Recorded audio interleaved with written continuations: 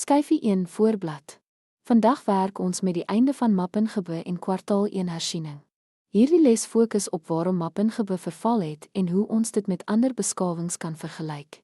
Teen die einde van hierdie les moet jy redes vir Mappengebou se verval kan verduidelik. Klimaat, handel en politiek kan verbind. Bronne kan interpreteer. Voorbereid wees vir assessering. Skyfie 2, wat onthou jy van Mappengebou? Kom ons lees die hersieningsvrae. 1. Waar was Mappengebou geleë?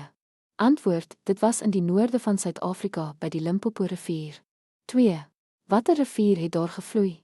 Antwoord, die Limpopo rivier. 3. Wat was Mappengebou bekend voor? Antwoord, goud, handel, koningskap en die goue renoster. 4. Wat het hulle verhandel? Antwoord, goud en ivoor vir glaskrale en porselein. Hier sien ons dat Mappengebou 'n ryk handelskoninkryk was. Skyfie 3, die geheimenisvolle verdwyning van 'n koninkryk. Navorsing wys 3 hoofredes vir Mappengebou se verval. 1. Klimaatsverandering en langdurige droogtes. 2. Verskywing van handelsroetes. 3. Politieke en ekonomiese veranderinge. Ons gaan nou elke rede kortliks verduidelik.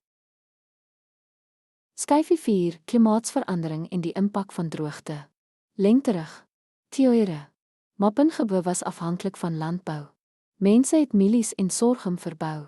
Hulle het ook vee aangehou. Tydens langdurige droogtes het die reën weggeval. Gewasse het misluk. Vee het gevrek.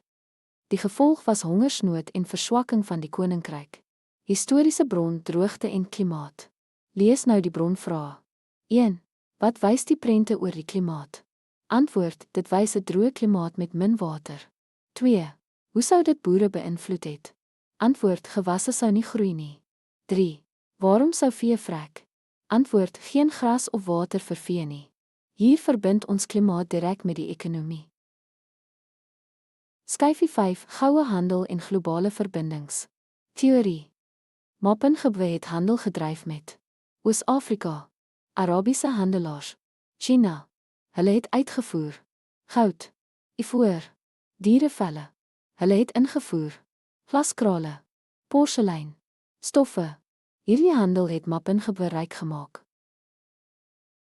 Skyfie 6, verskywing na Groot Zimbabwe. Lengterig. Handelsroetes het noordwaarts geskuif na Groot Zimbabwe.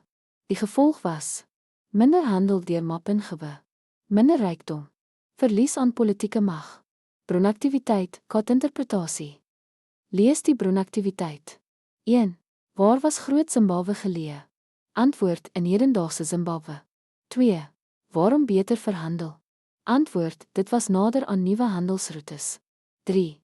Wat gebeur as Mappengebou nie op die hoofroete was nie? Antwoord, minder handel en verval. Handel bepaal dus mag. Skyfie 7, vergelyking Mappengebou Groot Zimbabwe. Kyk na die tabel. Mappengebou 1200, 1300. Heuwel met elite bo. Verval weens droogte.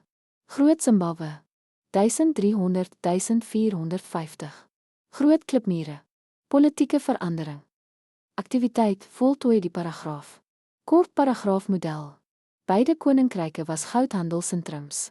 Albei het handel met ander lande gedryf. Mappengebou was op 'n heuwel gebou. Groot Zimbabwe het groot klipmure gehad.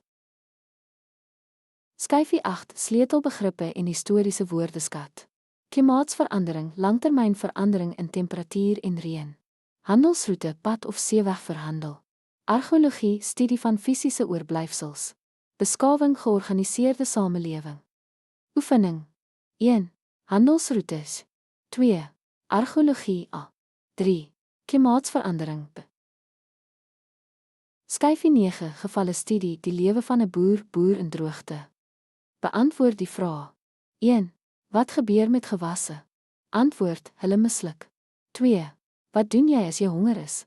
Antwoord, soek hulp of doen ruilhandel. 3. Sou jy migreer? Antwoord, ja, na 'n plek met meer water. Hier sien ons hoe gewone mense geraak is. Skyfie 10, voorbereiding vir assessering, die lang vraag. Belangrik. Lang vraag 8 punte. Verduidelik 3 redes waarom Mappengebou verval het. Modeland word kort. Mapungubwe het verval weens langdurige droogtes wat landbou beïnvloed het. Handelsroetes het geskuif na Groot Zimbabwe wat minder rykdom beteken het.